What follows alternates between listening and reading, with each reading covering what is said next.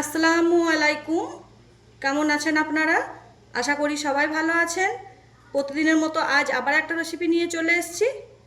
আজ আমি বানাবো কাতলা মাছের ঝোল। তো এখানে আমি প্রথমে মাছগুলোর মধ্যে মশলা মাখিয়ে নেব। দিয়ে দেবো নুন, হলুদ গুঁড়ো, কাশ্মীরি লঙ্কার গুঁড়ো, ধনে গুঁড়ো, গোলমরিচ গুঁড়ো, 1 চামচের মতো সর্ষের তেল দিয়ে দেব। খুব ভালোভাবে হাত দিয়ে মাছের গায়ে মশলা মাখিয়ে নেব।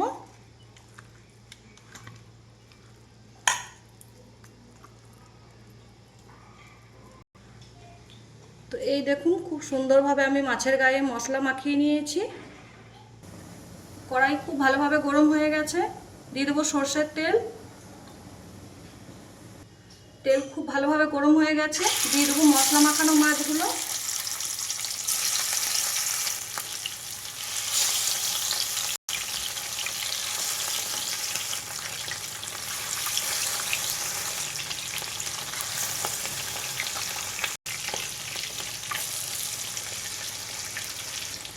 মাছগুলো ভাজা হতে থাকুক, এর মধ্যে কিছু মশলা করে নেব।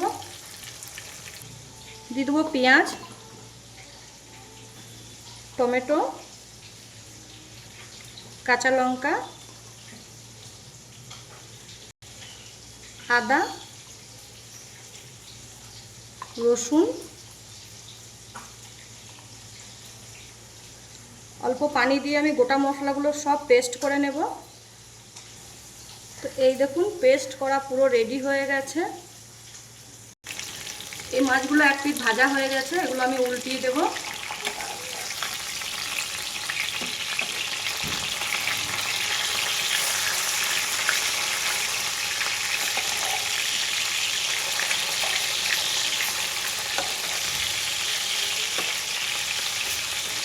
দ্বিতীয় পিঠটাও আমি এইভাবেই ভেজে নেব।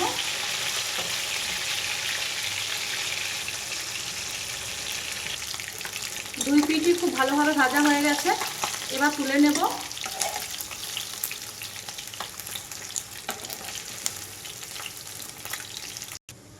বাকি মাছগুলো একইভাবেই ভেজে নেব।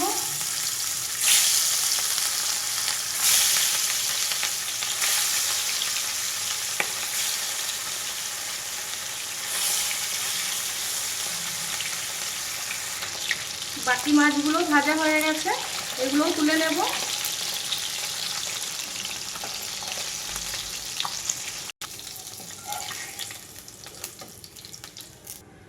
এই তেলেই আরেকটু তেল দিয়ে দেব। ফোড়নে দেব কাঁচা লঙ্কা, দিয়ে দেবো 5 ফোড়ন,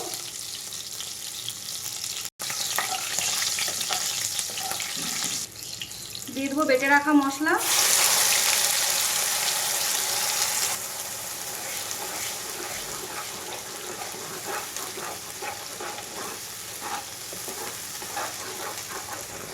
দিয়ে দেবো স্বাদ মতো নুন, কাশ্মীরি লঙ্কার গুঁড়ো কালারের জন্য। আজকে পুরো মাছটাই আমি কাঁচা লঙ্কা দিয়ে বানাবো। গোলমরিচ গুঁড়ো, হলুদ গুঁড়ো, সব মশলাই খুব ভালোভাবে কষিয়ে নেব।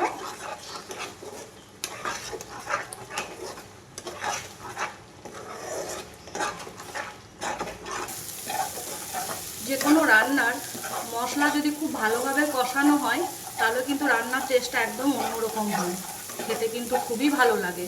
তো এই দেখুন, মশলা কিন্তু আমি খুব সুন্দরভাবে কষিয়ে নিয়েছি। দিয়ে দেবো গরম পানি।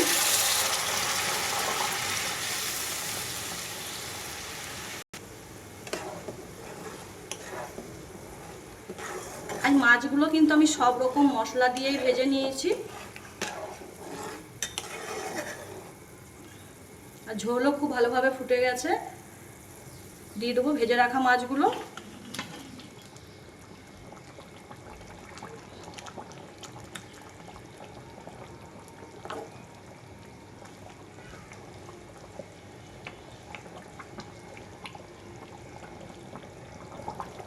দিয়ে দেবো ভাজা জিরে গুঁড়ো,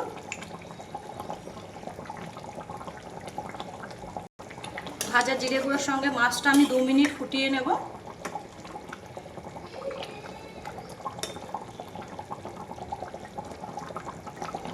মাছের ঝোল পুরো রেডি হয়ে গেছে। এবার দিয়ে দেবো ধনেপাতা কুচি,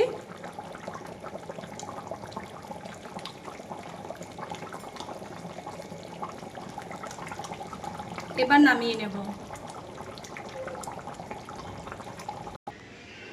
তো এই হচ্ছে মাছের ঝোলের ফাইনাল লুক। এই রেসিপিটা যদি আপনাদের ভালো লাগে প্লিজ একটা লাইক, কমেন্ট, শেয়ার করে দেবেন। ফেসবুক থেকে দেখলে আমাকে ফলো করে দেবেন, আর ইউটিউব থেকে দেখলে রেনুর নিজের স্টাইলে রান্নার চ্যানেলটিকে সাবস্ক্রাইব করে দেবেন।